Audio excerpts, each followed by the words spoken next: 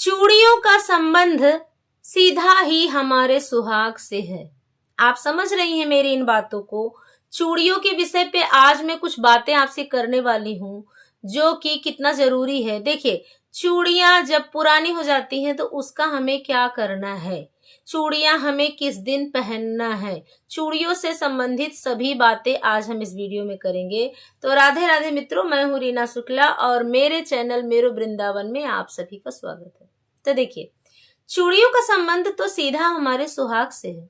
हमारे सुहाग जिसके लिए हम तीज करवा चौथ का व्रत करते हैं, जिसके लिए हम देवी देवताओं से ढेर सारी प्रार्थना करते हैं, लेकिन जाने अनजाने में हम गलतियां भी ऐसी करते हैं जो कि बिल्कुल ही हमें नहीं करना चाहिए। देखिए, चूड़ी अगर पुरानी हो गई तो उसे हम निकाले और नई हमें दूसरी चूड़ी पहननी है तो ठीक है, आप निकाल लिए, दूसरी नई चूड़ी पहन लिए, किसी भी फंक्शन में जा रहे हैं, किसी भी पार्टी में जा रहे हैं, तो पहले जो चूड़ी निकाले हैं आप उसको कहीं अच्छी जगह पे रखिए जहां किसी का हाथ पैर ना लगे, अर्थात वो टूटे ना।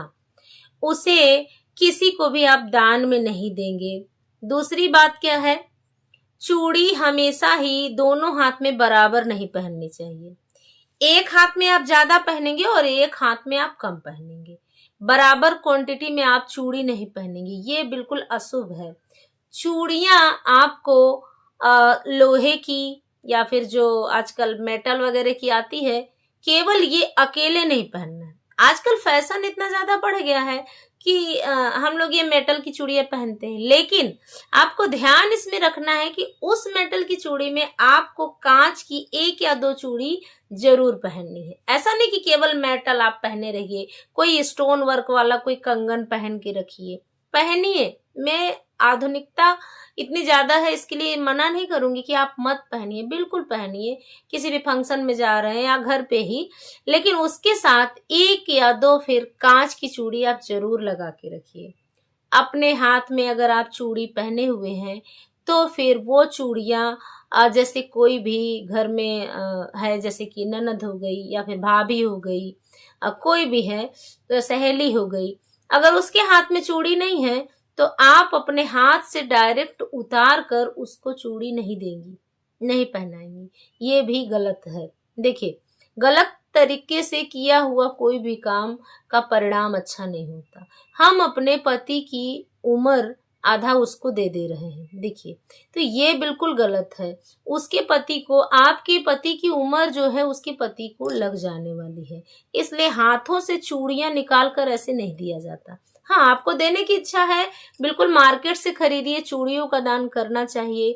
चूड़ियों का दान करने से सुहाग की लंबी उम्र होती है, हमारे लिए विशेष शुभ होता है। लेकिन डायरेक्ट आप अपने हाथों से चूड़ियां निकालकर ऐसे भाव वेश में आके कि हाँ उनके पास नहीं है, लो लो मेरे पास तो मैंने ज्यादा पहन रखी है तो आप भी इसमें से एक या दो पहन लीजिए, ये आपको नहीं करना है। आप मार्केट से चूड़ी लाइए और आप उसको दे दीजिए। माता रानी को आप अगर चूड़ी चढ़ाते हैं, चढ़ाकर दान करिए, विशेष शुभ है ये सब। और एक दो चूड़ी आप सुहाग के तौर पे खुद भी पहनिए। चूड़ियां जो है विशेष हमारे पति से संबंधित होती हैं। देखिए, इसके विषय में मैं आपको एक स्टोरी बता रही हूँ, ध्यान से सुनिएगा। एक लेडीज थी, तो उनकी भाग्य में चूड़ियां जो थी केवल 2 दर्जन लिखी थी, केवल ही 2 दर्जन, अर्थात ये कि 2 दर्जन से ज्यादा अगर वो अपने जीवन काल में चूड़ियां पहनेंगी तो उनके पति के ऊपर संकट आ सकता था। आप सोचिए, आप अपने पूरे जीवन काल में 2 दर्जन चूड़ियां पहन सकती हैं क्या? नहीं, क्योंकि 2 दर्जन कुछ नहीं होता है। लेकिन इस कहानी से मतलब ये है कि आपको उसका संचय करना है, अर्थात ये नहीं कि टूटी तो टूटी जाने दो, ये टूटी वो टूटी, ऐसा नहीं, बिल्कुल संभाल के आप आजू बाजू में ऐसे कंगन सेट करके चूड़ियां पहन सकती हैं। लेकिन ध्यान ये रखना है कि चूड़ियां आपको टूटी हुई बिल्कुल भी नहीं पहनना, जैसे छिटकी वाली होती है ना, वो चूड़ी आपको नहीं पहनना। चूड़ी हमेशा ध्यान देकर पहनना है। चूड़ियां पहनते समय आपका जो मुंह है वो पूर्व दिशा या फिर उत्तर दिशा की ओर होना चाहिए। चूड़ियों को पहनते समय आपका मुंह दक्षिण दिशा की तरफ बिल्कुल नहीं होना चाहिए। चूड़ियां आपको मंगलवार और रविवार को नहीं पहनना चाहिए। मान लीजिए चलिए कि रविवार को कोई त्योहार है और आप त्योहार के दिन नई चूड़ी पहन रहे हैं, तो नई चूड़ी आप जान रहे हैं, आपको पता है कि रविवार को त्योहार है या फिर मंगलवार को त्योहार है, तो आप एक दिन पहले ही उसको थोड़ा सा पहन लीजिए, तो वो एकदम कोरी नहीं कहलाएगी। जब आप रविवार को पहनेंगे पूजा में ना, तो कोरी नहीं कहलाएगी। इसलिए एक दिन पहले ही आप उन चूड़ियों को पहन लीजिए। कहते ना कि जूठा कर दीजिए, ऐसा तो वो जूठी हो गई। तो इन सब चीजों का हमें अपने जीवन काल में विशेष ध्यान रखना चाहिए जो चूड़ियों से संबंधित है, क्योंकि चूड़ी जो है ना वो हमारे पति से संबंधित है, हमारे पति की लंबी उम्र से संबंधित है। इसलिए इन छोटी छोटी बातों से हम अपने जीवन में प्रेम और अपने पति की लंबी उम्र कर सकते हैं। देखिए एक बात और मैं आपको बता रही हूँ कि चूड़ी कभी भी प्लास्टिक की किसी को दान में मत करिएगा। प्लास्टिक का मान लीजिए कोई कंगन है, ऊपर से उसमें वर्क लगा हुआ है, स्टोन वर्क जो आजकल चल रहे हैं, लेकिन आप उसके साथ में कांच की चूड़ियां भी दीजिए। प्लास्टिक हमें कभी भी किसी को दान में नहीं देना चाहिए।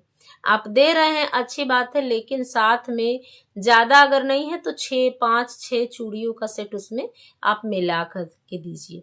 ये आपके जीवन में बहुत अच्छा असर करेगा। लेकिन केवल प्लास्टिक की या फिर केवल पीतल की या फिर लोखंड की जो होती है, ये सब नहीं देना है। उसके साथ में आपको चूड़ियों को मिलाना है। अगर आप दे भी रहे हैं कंगन वंगन, किसी को उपहार स्वरूप में हम देते हैं जब, तो उसके साथ में थोड़ा सा चूड़ी मिला देना। देखिए, और यहाँ पर मैं एक और बात बोलना चाह रही हूँ कि जैसे शाखा पोला होता है जो बंगाल में महिलाएं पहनती हैं, आजकल तो सभी जगह फैशन हो गया है, पहनती हैं, तो उसको जब भी आप धारण करने जा रही हैं तो उसमें थोड़ा सा जो लाल वाला कुमकुम होता है ना, वो लगाकर उसके बाद ही उसको पहनिए। तो वो पहले तो आप क्या करिए कि उसको माता रानी को अगर थोड़ा सा अर्पित कर दीजिए, उसके बाद पहनिए तो और शुभ होगा। और अगर नहीं अर्पण कर पा रही हैं, आपको जल्दी है या फिर ऐसे किसी व्यवस्था नहीं बन पा रही है या फिर किसी डेट वगैरह में आप हैं जो कि आप माता रानी को नहीं चढ़ा सकती, लेकिन आपको जरूरी है, तो भी आप अपने सर को धो लीजिए। सर को धो के स्नान करने के बाद स्वच्छ हो जाइए, तब उसमें थोड़ा सा सिंदूर लगा दीजिए और उसके बाद पहनिए।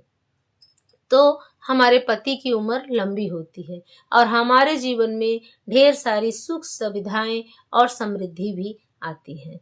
तो मिलती हूँ नेक्स्ट वीडियो में, तब तक के लिए राधे राधे।